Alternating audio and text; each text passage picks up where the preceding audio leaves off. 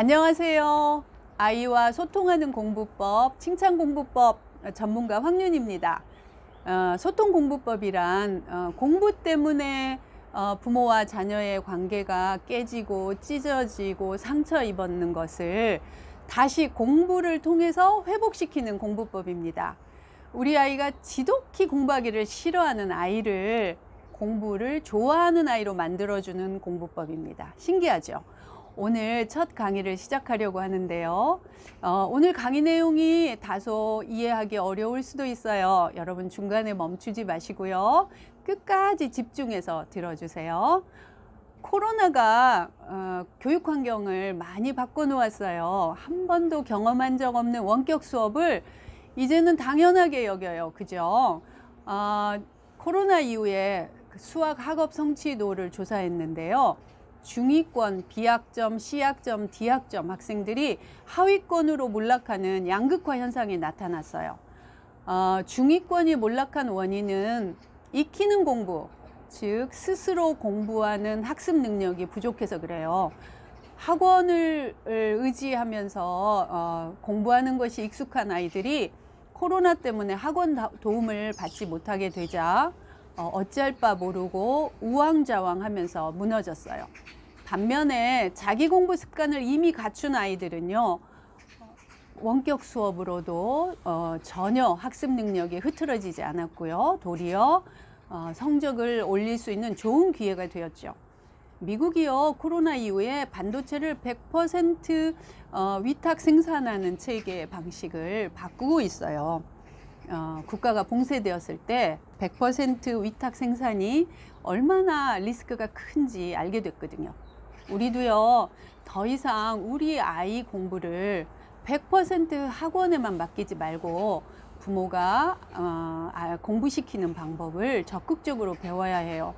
초등학교부터 사교육비를 이렇게 쏟아붓는데도 자기 공부 습관이 안 되는 이런 안타까운 일은 부모가 공부 문맹이어서 그래요. 공부 문맹이요? 금융 문맹은 들어봤는데 공부 문맹은 처음 들어요.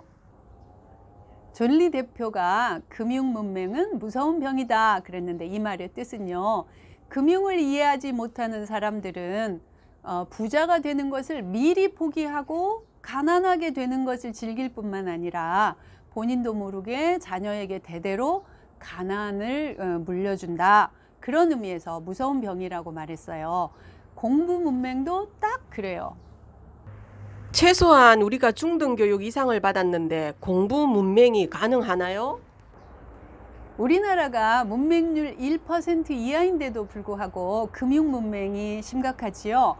금융 문맹을 초래한 원인이 공부 문맹이에요. 공부 문맹이란 내가 배우는 교과목들의 가치를 모르고, 그리고 그 교과목이 나에게 어떤 이득을 주는지 모르고 그냥 무작정 점수와 등수를 올리는 목표로 하는 공부를 말해요. 예를 들면요, 국어를 배우는데 국어의 가치를 몰라요. 국어가 나에게 주는 이득을 모르고 그저 시험을 잘 보기 위한 공부만 하는 것을 말해요. 공부가 뭔지에 대해서, 그 본질에 대해서 깊게 고민하지 않고요. 그래서 공부가 나에게 얼마나 고마운 건지 몰라요. 그냥 열심히 공부해요. 부모도요, 공부가 무엇인지 모르고 아이에게 무조건 열심히 공부하라고 시켜요. 이것이 공부 문맹이에요. 하긴 저도 엄마 왜 이렇게 힘들게 공부해야 해? 공부 안 하면 안 돼? 나는 이과 성향도 아닌데 수학 공부해서 뭐해? 공부 과목이 왜 이렇게 많아? 이런 거 왜 배워? 라고 아이가 물으면 뭐라고 대답해야 할지 잘 몰라서 공부가 하기 싫으니 또 쓸데없는 소리 한다. 그런 거 생각할 겨를 있으면 한자라도 더 봐라. 공부 잘하면 좋지. 공부해서 나쁠 게 뭐 있냐? 라고 화내듯이 말했어요. 우리가 공부가 무엇인지 모르면서 아이에게 열심히 공부를 시키는 거 정말 모순이지요. 그죠? 저는 우리 아이들이 공부를 싫어하지 않도록 부모가 도와줘야 한다고 생각해요. 금융 문맹만큼이나 공부 문맹도 무서운 병이에요. 왜냐하면요, 부모가 공부를 모르면 기분 좋게 공부시키는 방법을 몰라요. 모르니 기분 좋게 공부할 수 있도록 못 도와줘요. 맞아요. 첫 아이를 키울 때는 제가 열정이 엄청 많았어요. 어떻게든 성적을 올릴 목적으로 화를 내고 야단을 치면서 공부시켰어요. 아이랑 싸우는 한이 있더라도 억지로든 강제적으로든 공부시켜야 한다고 생각했거든요. 공부하기 싫어서 꾀를 부린다 싶으면 공부하라고 화를 냈어요. 초등 1, 2, 3학년까지는 그래도 바로 말을 들었어요. 지금은 말을 듣는 것은 고사하고 두 눈 부릅뜨고 대들어요. 저는 정말 공부 잘하도록 돕고 싶어서 열심히 했는데 아이랑 사이만 나빠지고 성과도 없고 나만 힘들고 다 부질없다 싶어서 둘째는 정반대로 공부를 안 해도 괜찮다고 키웠어요. 그럼 최소한 공부로는 안 싸우겠지 싶거든요. 그랬더니 아예 공부를 안 하고 놀기만 하는 거예요. 매일 빈둥빈둥 노는 꼴을 보고 있으려니 이것도 못할 짓이에요. 선생님 말씀대로 학생이 하는 일이 공부인데 일은 안 하고 빈둥빈둥 놀기만 하는 아이처럼 키웠다 싶어서 제가 참 어리석었다는 생각을 해요. 금융문맹은 가난을 즐긴다고 하지요. 이 말은요, 노후 준비를 위해서 투자에 관심을 갖기보다는 미래를 위해서 오늘 불편하게 사는 것을 싫어한다는 의미예요. 공부문맹도 그래요. 공부는 나의 미래를 위한 투자거든요. 그렇지만 내 미래가 어떻게 되든 말든 오늘 공부하기 싫으면 안 해요. 마치 가난한 공부를 즐기는 것과 같아요. 부모가 공부문맹이면요, 자녀에게 가난한 공부를 물려줄 가능성이 높은데요. 우리 아이 본인만이 아니라 우리 아이가 결혼해서 아이를 낳아 기를 때도요, 그 영향이 그대로 흘러요. 부모로부터 듣고 배운 그대로 화를 내거나 또는 야단을 치면서 공부를 시키고요. 그렇지 않으면 공부를 소홀히 여기는 아이로 키우거나, 이렇게 두 가지 극단적인 방법으로 아이를 양육할 가능성이 높거든요. 그럼 선생님, 우리 아이가 공부 문맹으로부터 탈피하려면 제가 어떻게 해야 하나요? 좋은 질문이에요. 우리 아이들이 공부를 좋아하도록 도와주면 돼요. 그 방법은요, 아이가 공부할 때마다 칭찬해주고 기분 좋게 해주면 돼요.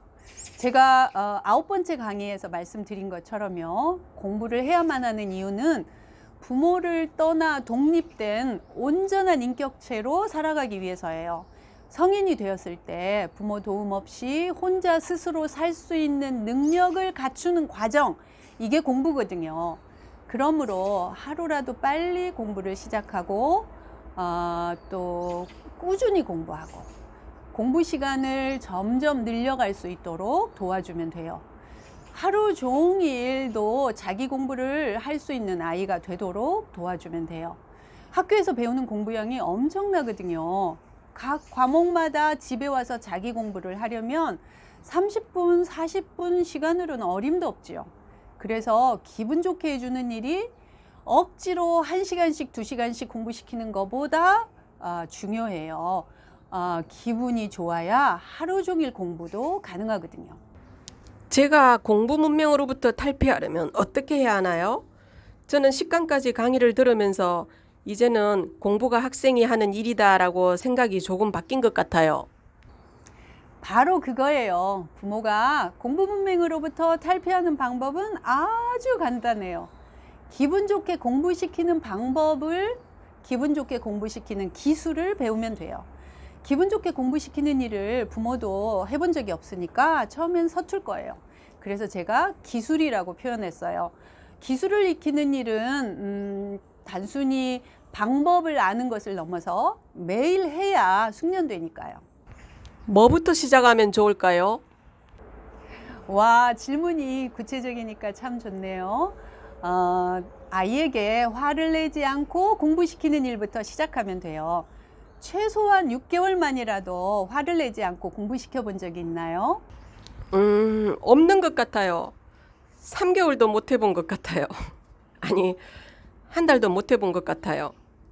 아니, 솔직히 말하면 일주일도 못한 것 같아요.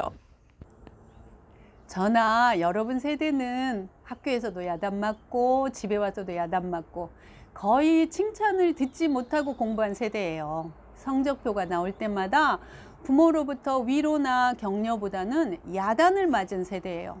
잔소리와 또 지적하는 말을 칭찬보다 더 많이 듣고 자란 세대예요.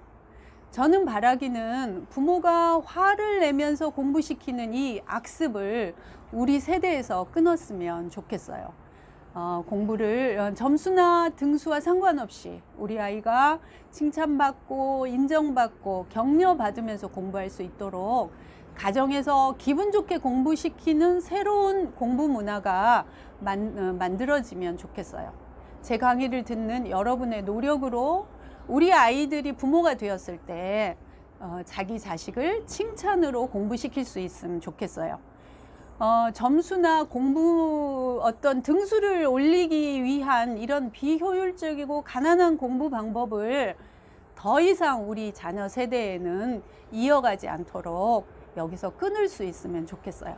그렇게 될 수 있도록 제가 여러분을 도와드릴게요.